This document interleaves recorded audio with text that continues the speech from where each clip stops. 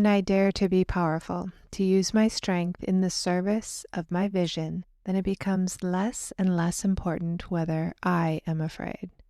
This quote by Audre Lorde starts us off today.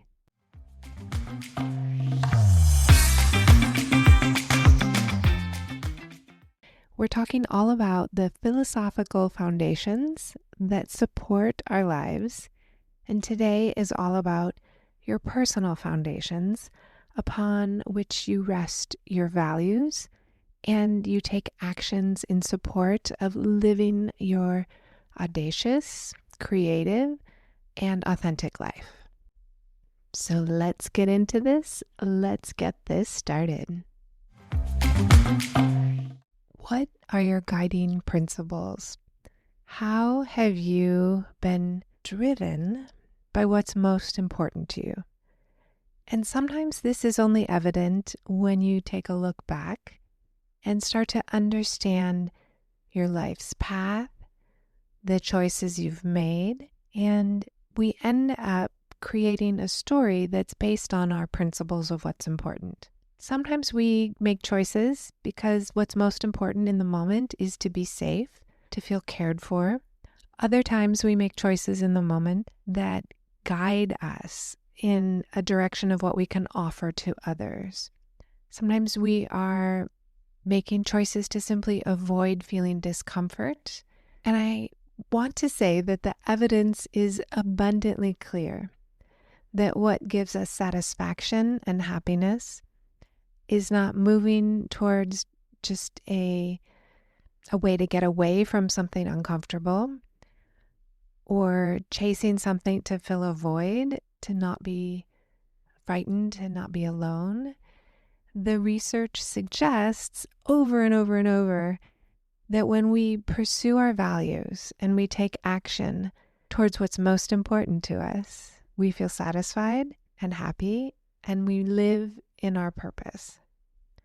Today, I'm going to share the 3 principles that really inform my work in the modern creative woman, but they also come from the principles of acceptance and commitment and what is most important to me. And I'll kind of fill in some of the blanks for you, and you can start to see where these 3 pillars or principles can apply to your life as well. The first pillar that we focus on inside the modern creative woman is presence.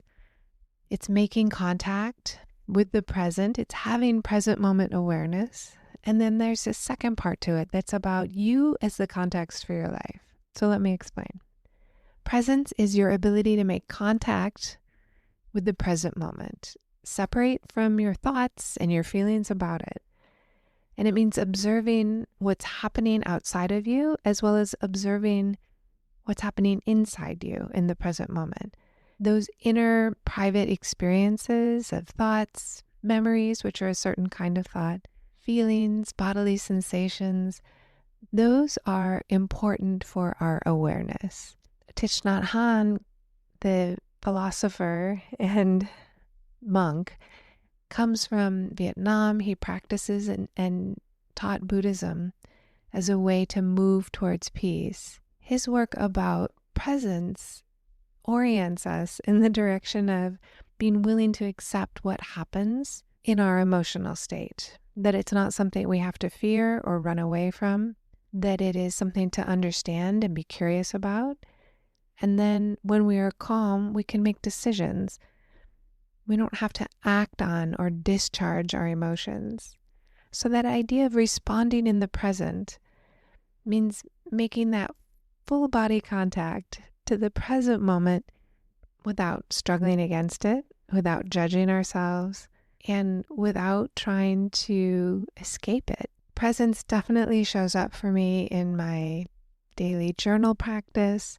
I think maybe since age 12, I've kept a journal most of my life. It shows up in my artwork.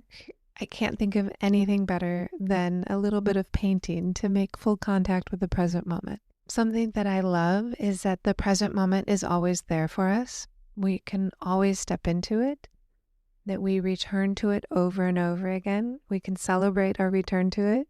There's no need to judge ourselves when we lose contact with the present moment. And I know when I am in the present moment, responding to what is, I feel so much better than when I have an expectation of what I think it should be, and I'm responding to a wish in my head instead of to reality. The second part of presence is being able to see ourselves as the context for our lives.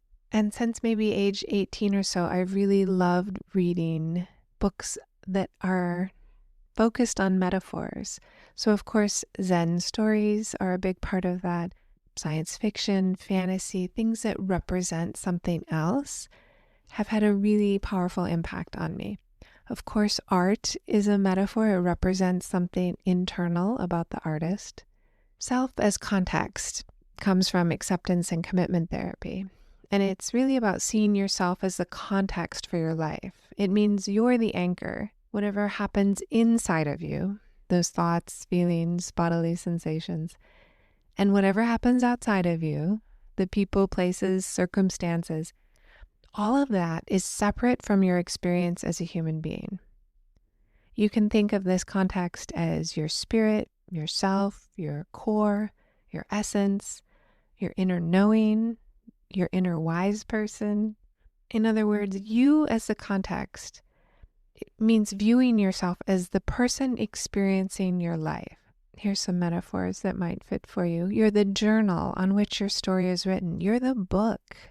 You're not the story. You're the book. You're able to truthfully see yourself as the person who's experiencing these things. Another metaphor I really like is that you're the canvas, and you're creating a painting on it, but you're the canvas. You're the container for it. You're the sky, and the clouds are the experiences and the emotions. The sky is always there, whether or not you can see it. Being able to tap into that core spirit is an important part of making contact with the present moment and also of just feeling better about ourselves. Your presence includes, I think, getting out of your mind is a huge part of that. I'll talk about that in a minute. But getting into your life, it's making contact with what's happening, seeing yourself as the context of your life and your experience gives you the power to see your internal presence really can be whatever you want it to be. The second aspect that is a core pillar is around mindset, and it's your relationship to your thoughts. And it also includes the idea of acceptance. So let's start with acceptance. That's your ability to see things truly for what they are. When you're in a state of acceptance, you understand that your thoughts are just thoughts, and you can relate to them as the biological process that they are. So instead of perceiving your thoughts as true or finding that what you think is true, you begin to understand that there's a fact somewhere in the world and you have a thought about it. Having a thought does not a fact make. Acceptance is a core concept in changing your self-talk. It's a huge part of the work that we do inside the membership, where it's about the beliefs about yourself. For example, if you have a negative thought about yourself, like the I'm not good enough story, this is a thought. Now, if you're thinking and ruminating on it, you can find piles of evidence to support any thought. But again, a thought is just a thought. There isn't like a good enough that exists. The I'm not good enough story is based on non-reality. There is not a good enough. You can't get there. Acceptance really helps us be better in relationships by not taking things so personally. If someone says something to us, we can allow it to be what it is. It's words. And acceptance means that we're able to deal with what was said instead of distorting it into something that's, a negative personal thing that comes from our past. We can deal with what they said instead of piling on all this other stuff and our personal history with it. It doesn't mean we don't do that, right? We are existing in this context. It means that we're able to perceive accurately what's happening on the outside and the inside. It means we heard what they said and we have an emotional reaction to it on the inside, and we can observe both of those as happening simultaneously. It's a really powerful place to be when you can observe what's going on. This one change in your life, acceptance of what's happening, doesn't mean you want it, doesn't mean you like what they said, doesn't mean you agree, doesn't mean you're not going to argue with it. It means that you're able to address what's happening with contact in the moment. Another really important part of mindset is relationship to your thoughts. So when we are able to change our relationship to our thoughts, it has this incredible outcome, and it frees us from negative self-talk and from low self-esteem. You can transform behaviors for health, recovery, happiness, because you're able to relate to your thoughts as just thoughts. Thoughts come from our brain. They don't come from your essence, your core self, your self as context, from your spirit. They're merely a product of our brains. Remember, our heart beats, our brain thinks. And this was one of those foundational pieces that helped me so much. I've been in academia. I've done a lot of studying. So language is very important to my work. I do lots and lots of thinking. And when I learned the tools to relate to my thoughts in a different way, I could think more clearly about what I was writing. I could think more clearly in the context of a conversation. I was able to engage with my thoughts as simply information and not facts. We can really make our thoughts work for us instead of just being dictated to by our thoughts. And I began by using some of the work from Stephen Hayes, and I want to share the thing that helped me the most, and kind of the entry point for this is to say that is just a thought. If you notice a critical thought about yourself or about someone else, you can say that's just a thought. I'm aware that I'm having this thought, or I'm aware that I'm feeling uncomfortable. The observation of the thought gives you so much more power and control over what is happening and what choices you make. So when I think about mindset, it includes this idea of acceptance, dealing with what is on the outside, dealing with what is on the inside. It allows us to face circumstances as they are from a place of inner knowing as well as clear observation.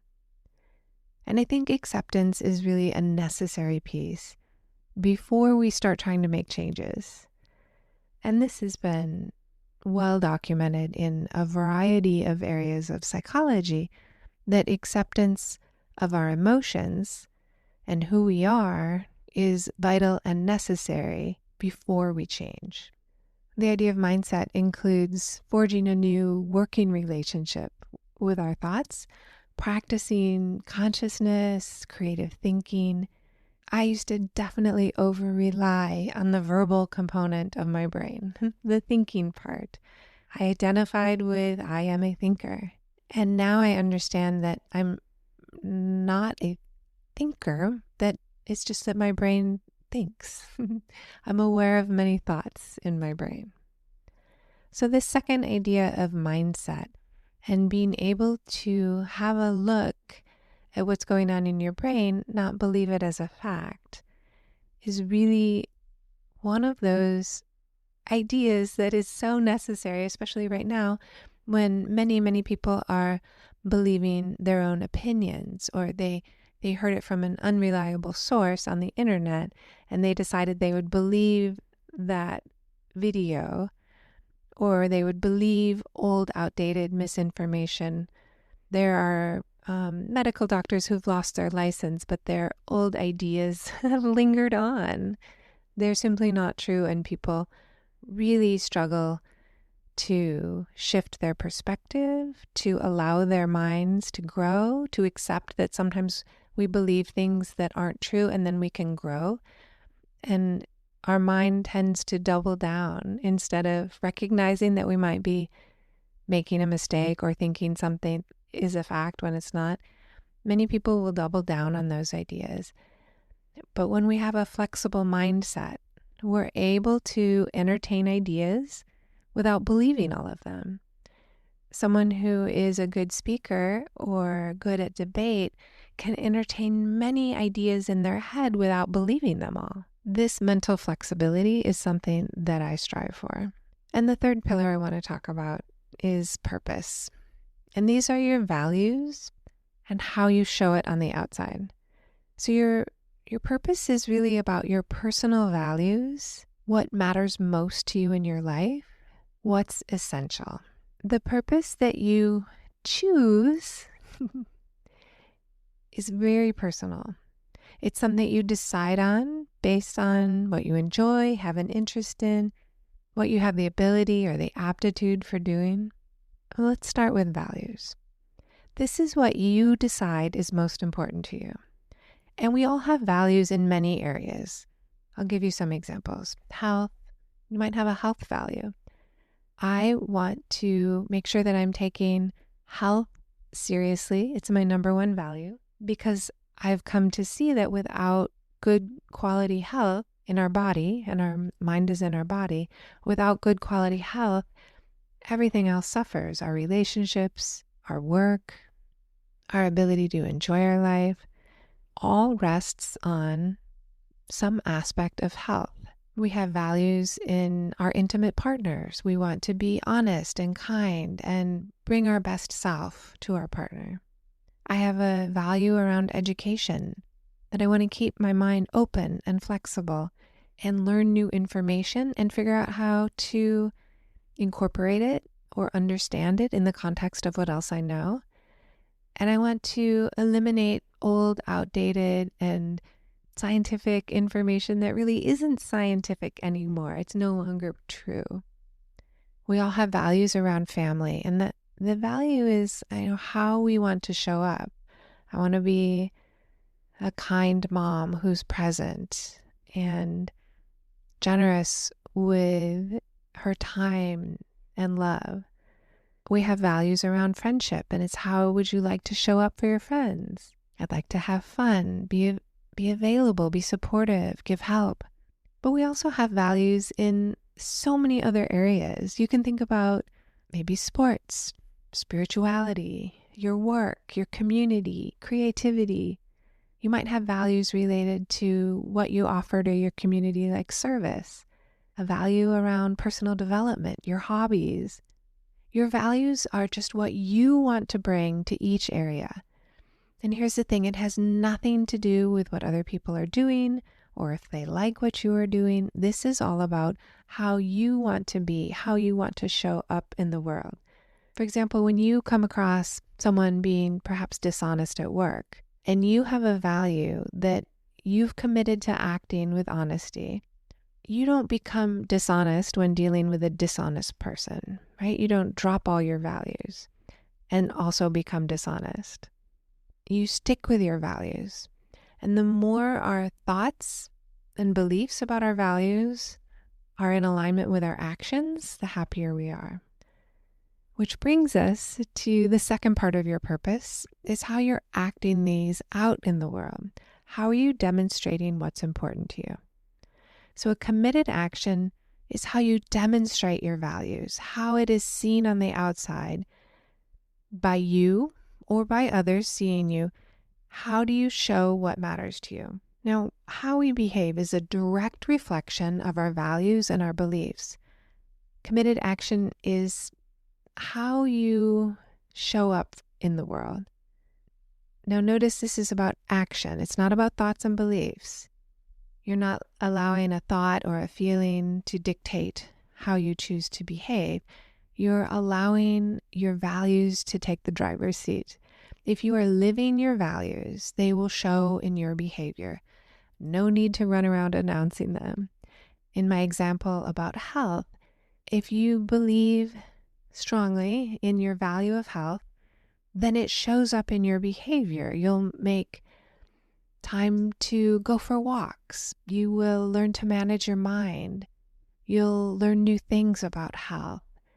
You'll try new foods. You'll practice different kinds of body care. You'll invest time and money in your health. But if you're only talking about how health is important, if you're only watching cooking shows and not cooking new foods or healthy, nutritious meals, it's just a wish. And the problem that arises is when we have these wishes and we fail to act on them. It's a recipe for quite a lot of distress. When I think about my purpose, I think back to the word service, and it's my wish to be of service in the world. And my value of creativity fits in there, sharing how to be more creative, becoming an art therapist and a psychologist so that I could be of service in a way that fit me and my unique way of being in the world. And if you're thinking to yourself, you don't know what your purpose is, I think that's not quite true. If you sit down and reflect on what's most important to you, it will become abundantly clear. I like to reflect on my values every year and see what feels most important.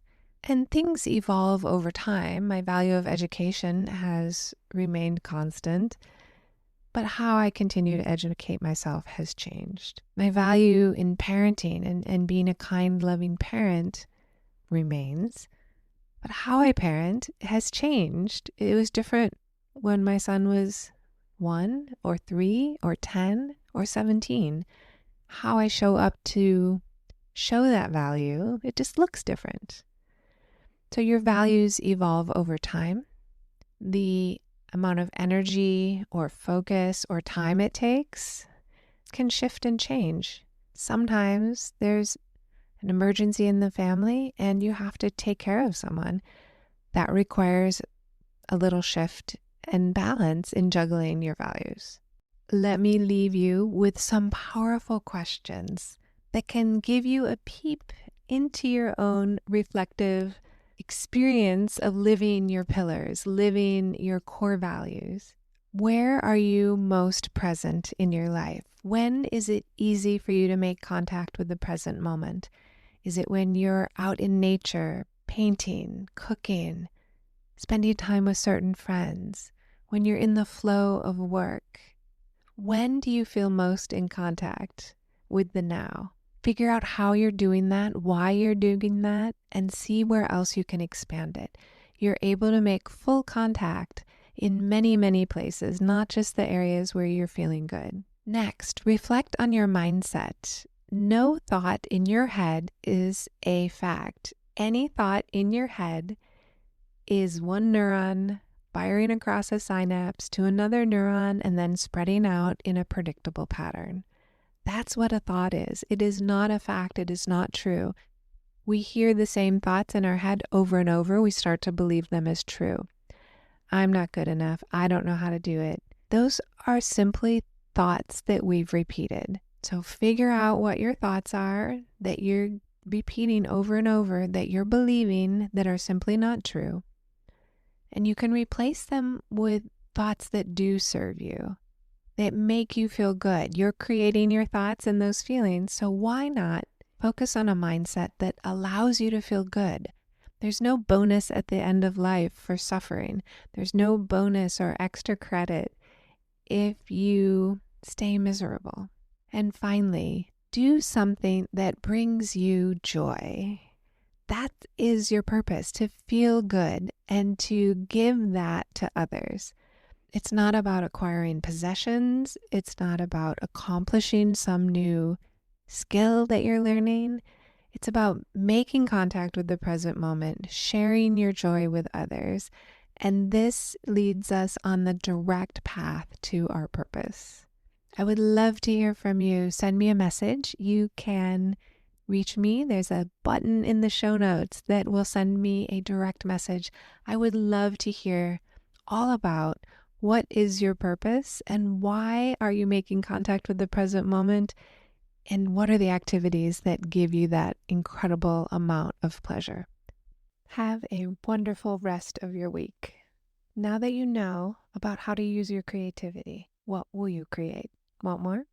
Subscribe to the Modern Creative Woman digital magazine. It's absolutely free and it comes out once a month. And I know you can get a lot out of the podcast and the digital magazine. Yet when you're ready to take it to the next level, I want you to know you have options inside the membership. And if you're interested in a private consultation, please feel free to book a call with me. even if you just have some questions, go ahead and book a call. My contact is in the show notes, and you can always message me on Instagram. Do come find me and the Modern Creative Woman on Instagram, Facebook, and Pinterest at Dr. Amy Bacos. If you like what you're hearing on the Modern Creative Woman podcast, I want to give you the scoop on how you can support the podcast. You can be an ambassador and share the podcast link with 3 of your friends. You can be a community supporter by leaving a 5-star review if you think it's worth the 5 stars. And you can become a gold star supporter for as little as $3 a month. All those links are in the show notes. Remember to grab your free copy of the 21-Day Gratitude Challenge. The link is in the show notes, and you can find it at moderncreativewoman.com. Have a wonderful week, and I cannot wait to talk with you in the next episode.